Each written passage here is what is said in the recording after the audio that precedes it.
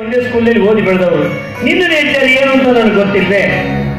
ಚಾರೇ, ನಾನು ಮತ್ತೊಂದು ಮದುವೆ ಮಾಡಿಕೊಂಡು ನಿನ್ನ ಮನಸ್ಸಿಗೆ ಸಂತೋಷ ಆಯ್ತಾ? ಅಷ್ಟು ಸಾಕು. ನಿನ್ನ ಅತ್ತಿಗೆ ಜೊತೆ ಮಾತಾಡ್ತಾ ಇದ್ದೆ 2 ನಿಮಿಷ ಹೀಗೆ ಹೋಗಿ ಹಾಕ್ತಾನೆ.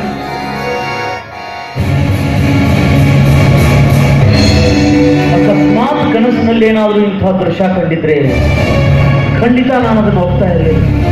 ಆದ್ರೆ ಕಣ್ಣೆದುರಿಗೆ ಸಾಕ್ಷಿಭೂತವಾಗಿ ನಿಂತಿರುವ ಈ ದೃಶ್ಯವನ್ನ ನೋಡಿದ ಕಣ್ಣುಗಳಿಗೆ ಸುಳ್ಳೆಂದು ಹೇಳಿ ಮೋಸ ಮಾಡದೆ, ಇಲ್ಲ ಸತ್ಯವೆಂದು ನಂಬಿ ನನ್ನ ಆತ್ಮ ವಂಚನೆ ಮಾಡಿಕೊಳ್ಳಲು ನಡೆದು ಹೋದ ಸತ್ಯ ಘಟನೆ ಹಿನ್ನೆಲೆ ಅರಿತುಕೊಳ್ಳುವ ತಾಳ್ಮೆ ನಿನಗಿದೆ. ಸಾರ ಸಾರ ವಿಚಾರ ಮಾಡಿ ನಿಮಗೆ ಸರಿ ಎನಿಸಿದ ನಿರ್ಧಾರಕ್ಕೆ ಮುಗಿದು ಹೋಗಿರುವ ನನ್ನ ಜೀವನದ ಕಲಿಗೆ ಮುಸುಕು ಇಳಿದು ಮಣ್ಣು ಹಾಕುವುದನ್ನು ಬಿಟ್ಟು ಮತ್ತೆ ಅದಕ್ಕೆ ಜೀವ ತುಂಬುವ ಹುಚ್ಚು ಪ್ರಯತ್ನ ಮಾಡ್ತಾ ಇದೀಯಾ? ಅದೇ ಸಾರ ಸಾರ ವಿಚಾರಿಸಿ ಸತ್ಯ ತಿಳಿದ ಮೇಲೆ ಮೊದಲಿನಂತೆ ನೀನು ನನ್ನ ಧರ್ಮ ಪತ್ನಿಯಾಗಿ ಜೀವನ ನಡೆಸಲು ಸಾಧ್ಯವೇ? ಖಂಡಿತ ಸಾಧ್ಯ. ಯಾಕೆಂದ್ರೆ ದೇವರ ಅಭಿಷೇಕಕ್ಕೆಂದು ಮೀಸಲಿಟ್ಟ ಹಾಡು ಅದು ತಂಬಿಗೆಯಿಂದ ಚೆಲ್ಲಿದಾಕ್ಷಣ ಬೆಕ್ಕು ನಾಯಿಗಳ ಪಾಲೆ ಹೊರತು ದೇವರ ಅಭಿಷೇಕಕ್ಕೆಂದೂ ಸಲ್ಲಲಾರದು. ಯಾಕೆಂದ್ರೆ ಈ ತಪ್ಪು ನನ್ನದಲ್ಲ. ತಪ್ಪು ಮಾಡಿರುವ ಪ್ರತಿಯೊಂದು ಹೆಣ್ಣು ತಾವು ಮಾಡಿದ ತಪ್ಪನ್ನು ಮುಚ್ಚಿಕೊಳ್ಳಲು ಹೇಳುವ ಉತ್ತರವೇ ಈ ತಪ್ಪು ನನ್ನದಲ್ಲ. ಈ ತಪ್ಪು ಯಾರು? ನಿನ್ನನ್ನು ಮದುವೆಯಾದದ್ದು ನನ್ನ ತಪ್ಪೇ? ನನ್ನನ್ನು ತಿರಸ್ಕರಿಸಿ ಇವರನ್ನ ಮದುವೆಯಾದದ್ದು ನಿನ್ನ ತಪ್ಪೇ? ಇಲ್ಲ, ಈ ಸನ್ನಿವೇಶವನ್ನ ಕಣ್ಣಾರೆ ಕಾಣಲು ನನ್ನ ನಿನ್ನೂ ಜೀವಂತವಾಗಿಟ್ಟಿದ್ದಾನಲ್ಲ ಬಿಡಿ, ಆ ಬಿಡಿಯ ತಪ್ಪೇ.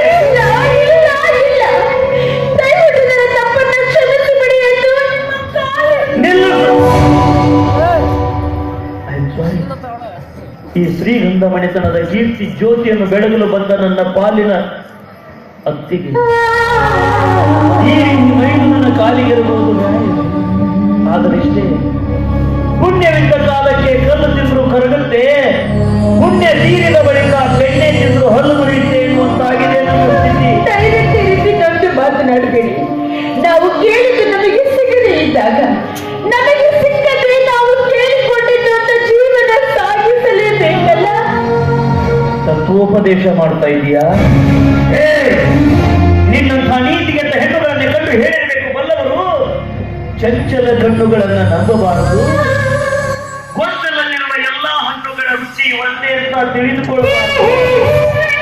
ಜೀವನದ ಬೆಲೆ ಎಣ್ಣೆ ಅರಿಯದ ನಿನ್ನಂತಹ ನೀತಿಗೆಟ್ಟ ಹೆಣ್ಣನ್ನ ಹೆಂಡತಿ ಅಂತ ಯಾವ ಕಾಲಕ್ಕೂ ಸ್ವೀಕಾರ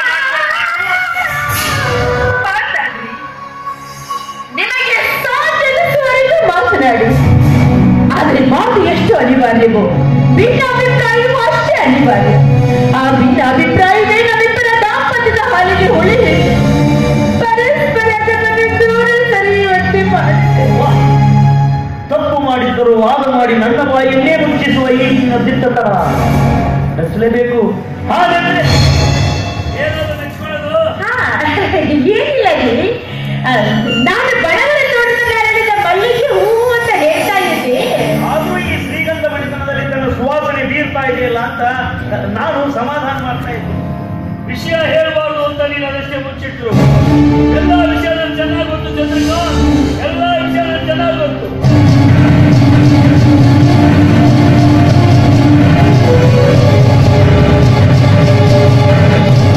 ಒಟ್ಟಾರೆ ನಿನ್ನ ಮೋಸದಿಂದ ನಾನು ಇವರನ್ನ ಮದುವೆ ಮಾಡ್ಕೊಂಡು ಈ ಮನೆ ತುಂಬಿಸಿಕೊಂಡದ್ದು ನಿನ್ನ ಮನಸ್ಸಿಗೆ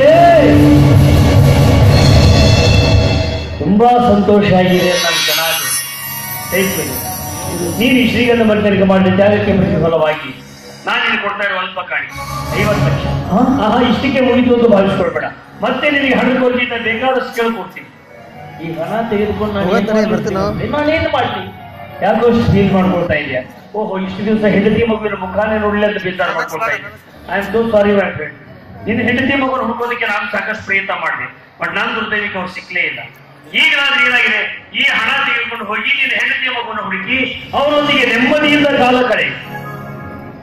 ಹೆಂಡತಿ ಮಗು ಚಕ್ರವರ್ತಿ, ನಾನು ಈ ಶ್ರೀಗಂಧ ಮನೆತನಕ್ಕೆ ಮಾಡಿದ ಉಪಕಾರಕ್ಕೆ ಪ್ರತಿಯಾಗಿ ನಿನ್ನಂತೆ ಯಾವುದೋ ಒಬ್ಬ ಪುಣ್ಯಾತ್ಮ ನನ್ನ ಹೆಂಡತಿ ಮಗುವನ್ನು ತನ್ನ ನೀಡಿ ಸಲುತ್ತಾ ಇರಬಹುದಲ್ಲ. ಅಂದಾಗ ಮತ್ತೇಕೆ ಈ ಹಣ ನನಗೆ? ನೋಡು, ಈ ಸಮಯದಲ್ಲಿ ನೀನು ಹಣ ತೆಗೆದುಕೊಂಡು ಹೋದ್ರೆ ನಿನ್ನ ಬೋಲಿಗೆ ನಿನ್ನ ಪ್ರಾಣ ಸಹಿತ ಸತ್ತಾಂತ ಭಾವಿಸು. ಅತ್ತಿನೇನಯ್ಯ ಸುಮಾ ಬಾಯಿ ಈ ತಾಂತ ಅಟಮಾರಿ ಒಟ್ಟಿಗೆ ನನ್ನ ಮಾತೇ ಕೇಳುದಿಲ್ಲ. ನೀನೇ ನಿನ್ನ ಕೈಯಾಗ ಆತನಿಗೆ ಈ ಹಣ ಕೊಟ್ಟು ಮೈದುನ ಆದಷ್ಟು ಬೇಗನೆ ನಿನ್ನ ಹೆಂಡತಿ ಮಗು ನಿನಗೆ ದೊರಕಲಿ, ನಿನ್ನ ಬಾಳು ಹಾಲು ನೀರಿನಂತಾಗಲಿ ಅಂತ ಮನಪೂರ್ವಕವಾಗಿ ಆಶೀರ್ವಾದ ಮಾಡು.